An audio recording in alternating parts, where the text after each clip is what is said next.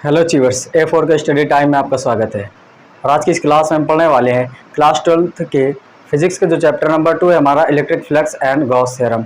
इसकी सहायता से हम देखेंगे कि गॉस के नियम की सहायता से हम कैसे कूलॉम के नियम का निगमन कर सकते हैं या उसके नियम को फाइंड कर सकते हैं। तो देखेंगे आज हम इस डेरिवेशन को। ये छोटा सा डेरिवेशन होगा और कि आपको कोई भी प्रॉब्लम्स आने वाली बिल्कुल भी नहीं होगी।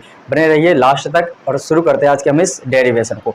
देखिए मुझे क्या करना है कि गॉस के नियम से कूलॉम के नियम का निगमन करना है। देखो हम सबसे पहले क्या करते हैं, गॉस के नियम के लिए हम ये कर ले रहे हैं कि यहाँ पर मैंने माना कि मेरे पास गोला है कोई, ठीक है, ये गोली चालक है। इसके सेंटर पे मैंने कोई ये प्लस क्यू आवेश रखा है और इससे आर दूरी पर एक बिंदु पी है, इससे आर दूरी पर एक बिंदु पी है। और यहाँ से मुझे ये निकालना है कि यहाँ से अगर हम इतना भाग काट लें तो इससे होकर गुजरने वाला कितना वैद्युत फ्लक्स होगा, ये हम पहले निकालेंगे।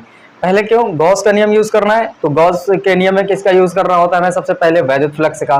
तो हम ये देखेंगे कि यहाँ पर अगर हम प्लस क्यू आवेश रख दें, इसको सेंटर को ओ मान लेते हैं, इस पर प्लस क्यू आवेश रख दें तो इससे आर दूरी पर एक बिंदु पी है, जहाँ से यहाँ पर इसका पूरा क्षेत्रफल ए होता है और इसके छोटा सा ये भाग मैंने क्षेत्रफल का काट लिया। तो इस छोटे से भाग से होकर गुजरने वाला कितना वैद्युत फ्लक्स है, इसके लिए हम देखने वाले हैं। तो ऐसे आपने 6 डेरिवेशन कर चुके हैं, आपने इसके 5 या 6 जितने भी अनुप्रयोग थे आपने सभी कर डाले।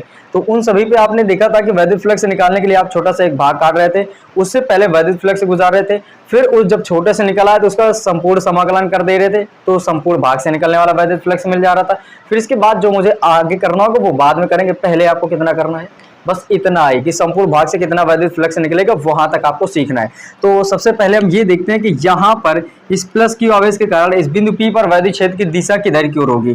तो अगर हम आपसे ये कहें कि किसी धन आवेश के कारण किसी बिंदु पर वैद्युत क्षेत्र की तीव्रता की दिशा होती है उस बिंदु पर दूर की ओर होती है, तो आप बोलोगे हाँ क्यों, क्योंकि आपको ये पता है कि अगर ये प्लस क्यू आवेश है और यहाँ आप इमेजिन करके रख लो कि यहाँ पर क्यू नॉट आवेश रखा है, क्या रखा है, क्यू नॉट आवेश।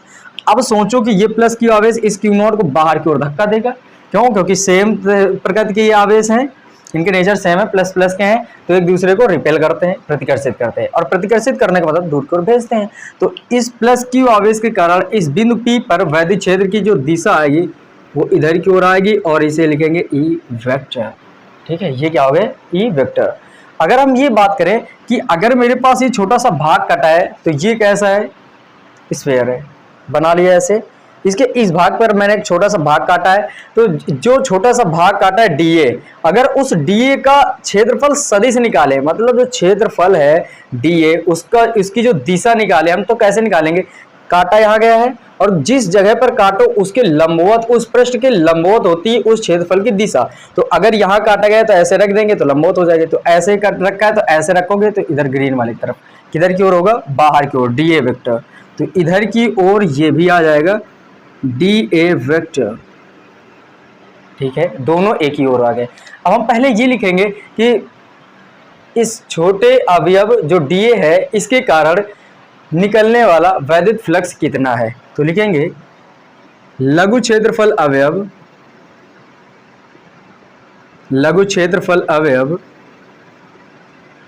डीए से होकर गुजरने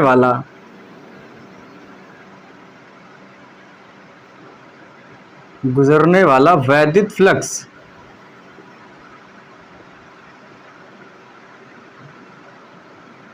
और ये आपको बहुत अच्छे से पता है कि किसी भी स्थान पर जो वैद्युत फ्लक्स होकर गुजरता है वो फार्मूला क्या होता है, फाई बराबर ई vector dot D A vector. अगर छोटा सा है, छोटे से भाग से निकल रहा है डी ए से, तो ये इतना होता है, तो ये हम यहाँ रखेंगे। तो डी फाई ई बराबर कितना हो जाएगा अपने पास, E vector dot D A vector. वैद्युत क्षेत्र सदिश और क्षेत्रफल सदिश के अदिश गुणनफल, ये कौन सा, डॉट प्रोडक्ट। तो ये अदिश गुणनफल को क्या कहते हो, वैद्युत फ्लक्स कहते हैं। अब इसको हम तोड़ेंगे तो डी फाई ई बराबर जो निकल के आएगा, अदिश गुणनफल हटता है तो कॉस थीटा आता है, तो क्या लिखोगे, E D A cos theta. अब ये जो थीटा है ये क्या है, ये आपको जानना बहुत जरूरी है, क्योंकि थीटा जब तक आप नहीं जानोगे तो इसके आगे का हल नहीं होगा। और थीटा क्या है, दोनों सदिश, वैद्युत क्षेत्र सदिश और क्षेत्रफल सदिश, इन दोनों के बीच का कोण है। देखो क्षेत्रफल यहाँ है लेकिन क्षेत्रफल सदिश की दिशा इधर की ओर हो गई, तो मुझे क्षेत्रफल सदिश वाला लेना है। तो क्षेत्रफल सदिश की दिशा इधर की ओर, वैदिक क्षेत्र सदिश इधर की ओर। दोनों जब एक ही दिशा में दो सदिश हो, उनके बीच बनने वाला कोण 0 अंश होता है। तो यहाँ पर थीटा की वैल्यू कितनी मिल गई मुझे? 0। ये हम पुट करेंगे 0 अंश। तो डी फाई ई का मान कितना आएगा? ई डी ए कॉस 0 अंश। जैसे ही cos 0 रखेंगे तो क्या आएगा? ई डी ए, और cos 0 अंश की वैल्यू 1 होती है। तो डी फाई ई का मान आ गया अपने पास ई डी ए, ये निकल आएगा ई डी ए।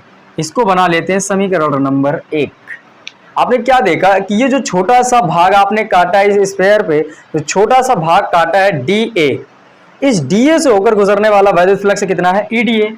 तो क्या हम अब इस संपूर्ण समाकलन कर देंगे इसी का, तो ये क्या हो जाएगा? क्योंकि अभी इतने से निकला है, मुझे पूरे से निकालना है, इस पूरे भाग से। तो संपूर्ण भाग के लिए क्या करेंगे? इसका संपूर्ण समाकलन कर देंगे।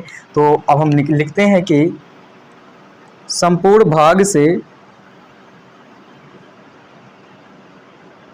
होकर गुजरने वाला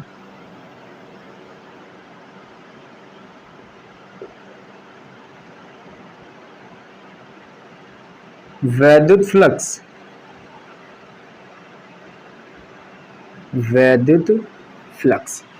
अब जो ये है इसी का हम क्या करेंगे? संपूर्ण समाकलन कर देते हैं। तो देखिए ये है रहा मेरा संपूर्ण समाकलन का चिन्ह। ये समाकलन, ये ए लगा देने से पूरा एरिया कवर्ड हो जाता है कि संपूर्ण समाकलन मुझे करना है संपूर्ण पृष्ठ का। तो ये डी फाई ई मैंने ले लिया, इधर भी यही चिन्ह लगा लेंगे और इसका कर देंगे तो ई डी ए करेंगे।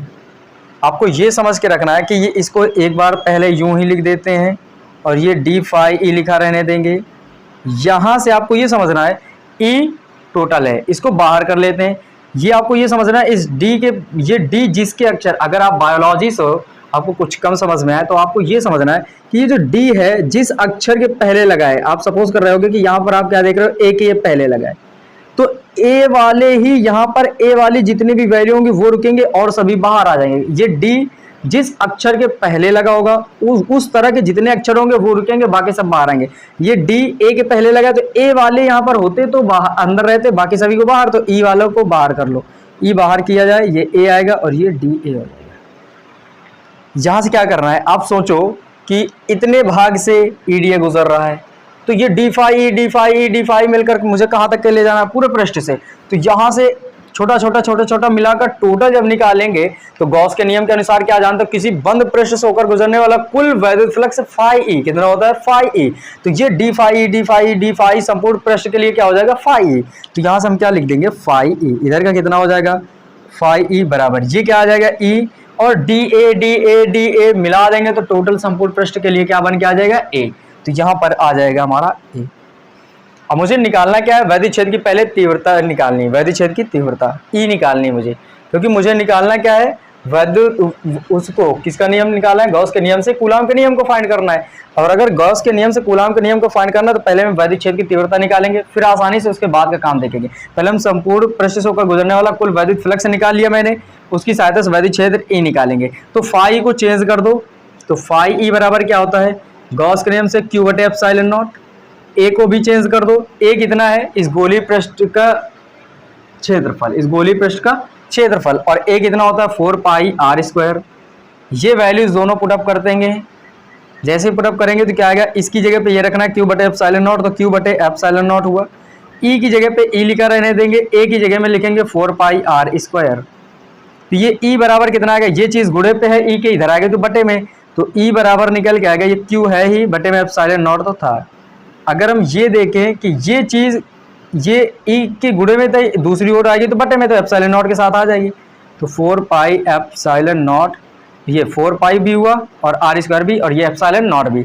अब आपको क्या करना है? क्या हम इसके गुणे पे आप एक इमेजिन कर सकते हो? क्यों?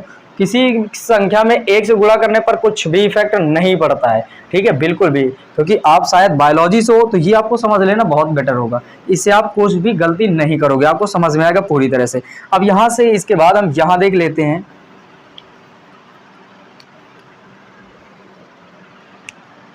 देखो ये E बराबर कितना आएगा अपने पास? E बराबर ये 1 करके 4 पाई एप्सिलॉन नॉट एक साथ कर लेंगे, तो 1/4 पाई एप्सिलॉन नॉट एक साथ। ऊपर क्या बचा? Q, नीचे क्या बचा? R square. तो ये लिख देंगे Q बटे R का स्क्वायर। क्यू बटे आर का स्क्वायर। अब इसको नाम हम देते हैं समीकरण 2 का।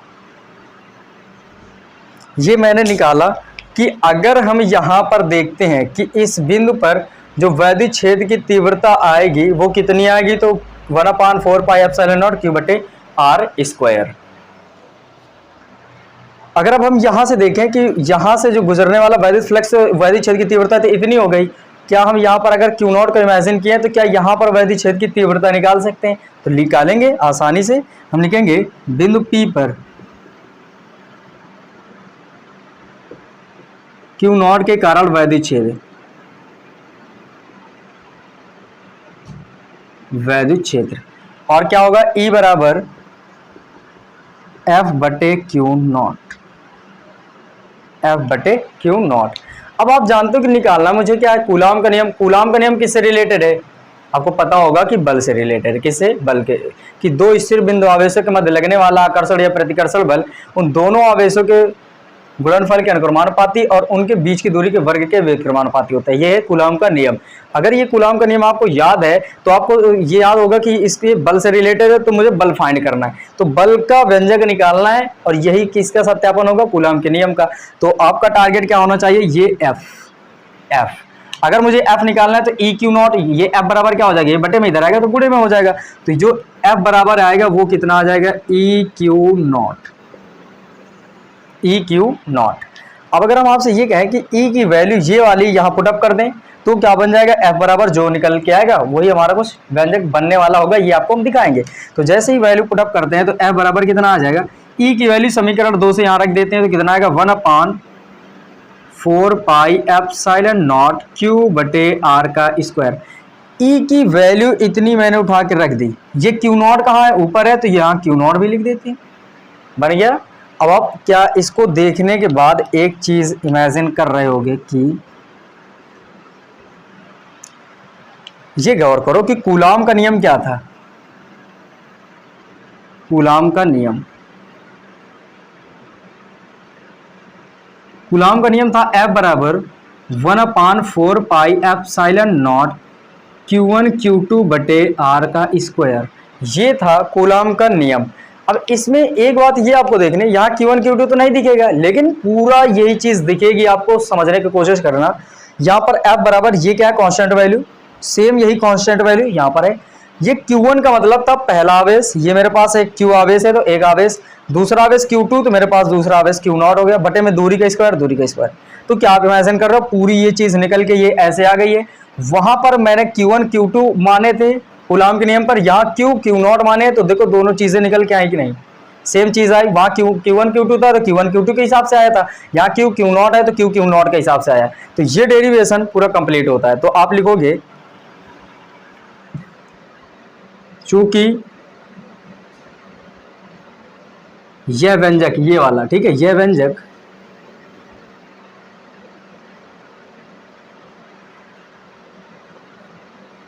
कूलाम के नियम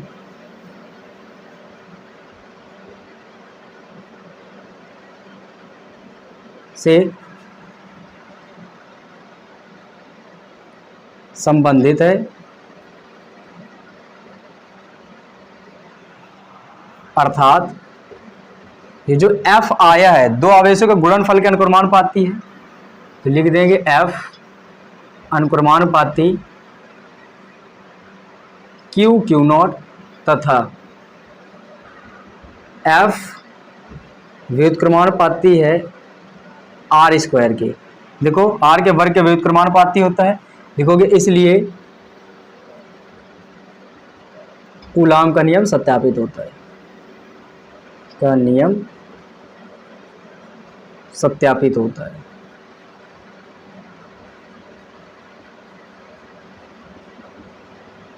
ये रहा फाइनल रिजल्ट आपका, ठीक है। आपको इतनी लाइन लिख देना है क्योंकि यह व्यंजक कूलाम के नियम से संबंधित है, अर्थात या अतः हटा दो, यहाँ से क्या लिखोगे? सिर्फ अर्थात F अनुक्रमानुपाती किसके? Q1 Q नॉट के, और तथा F जो है आर के वर्ग के व्युत्क्रमानुपाती है वो भी लिख दोगे।